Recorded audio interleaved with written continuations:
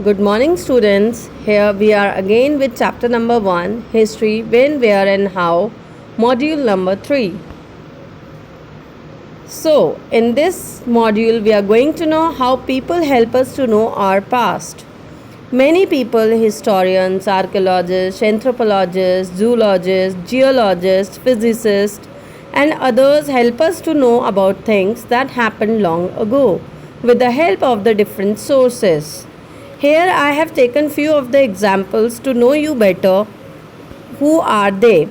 So, this picture is of Mrs. Romila Thapar. She is an Indian historian as well as an emerita professor whose principal area of study is ancient India. This first picture is of Dr. Ritesh Arya, geologist, and have a Guinness World Record for drilling the highest artesian bore well. Second picture is of the young boy Arsh Ali, who is 17-year-old student who have been certified as the youngest archaeologist of India. Third picture is of Mr. B.S. Guha, who was an anthropologist. He was the first director of Anthropological Survey of India from 1945 to 1954. So these people help us to know better about our past. So here are some important terms. The first term is historians. They are the scholars who study our past using various sources and methods that we will going to study about them further. Archaeologist. Archaeologist is a person or is an expert who studies archaeology, which is the science of exploring and excavating old ruins and studying them. Now, there are different types of sources of history. First, if we talk about first, then archaeological, in which artifacts, monuments, coins, inscriptions come. Second type is of literary, in which religious literature, secular literature, biographies, travelers' accounts, chronicles come. So, we will read about archaeological resources in description now. Artifacts or coins. Here we are going to talk about the artifacts and coins. Artifacts means work of art made by humans such as pottery, statues, tools and ornaments. Coins are important as they help us to know the fixed dates of the several dynasties. They also tell us to know about the religious and cultural practices of the people who issue them. The study of coins is known as numismatics. So these are some of the examples of the artifacts or the coins, etc. Or you can say the archaeological things. Now we are going to know about more about inscriptions and edicts. Inscriptions are writings engraved on rock, pillars, cave walls, walls of forts, palaces, temples, and on clay and copper tablets. They tell us names and dates of kings, the extent of their empires, and important events during their time of ruling. The study of inscription is called as epigraphy.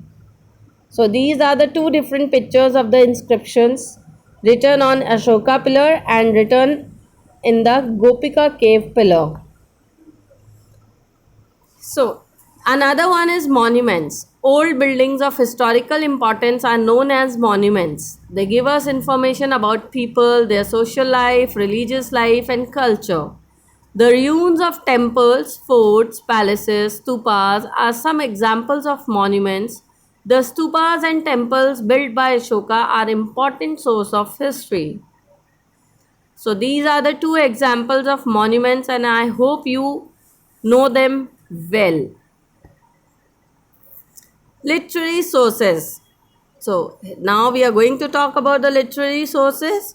Historians estimate that the writing began around 6000 BCE. People recorded events and memories by hand. These handwritten records are known as manuscripts. They were written on rocks, parchments, palm leaves, bark of beech trees, clay tablets, and later on paper. Religious literature, if we talk about, then the writings which are religious in context and theme are termed as religious literature. In this, Vedic literature if we talk about, comprises the four Vedas: Rig Veda, Samveda, Yajurveda, and Atharvaveda. There are another two epics, the Ramayana and the Mahabharata, the Bhagavad Gita and the Puranas. So these all are the examples of the religious literature. The Puranas. The Puranas not only contain information on early religious practices but also throw light on the social, economical, political life of the people. It is also the example of religious literature only. The three Triptikas of the Buddhists, the Angas of the Jainas are the different literature which throw light on the economic and social change taking place in North India just before the rise of the Mauryas. So we will study about them more in the coming chapters.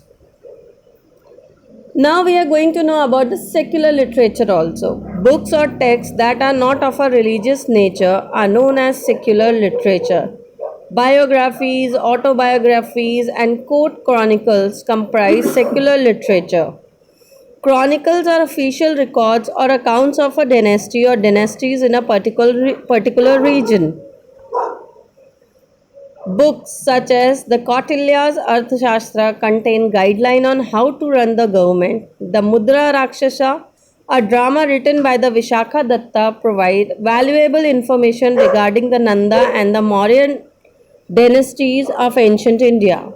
Banabhatta wrote Harishcharita, which gives information about King Harshvardhana, his conquest and administration.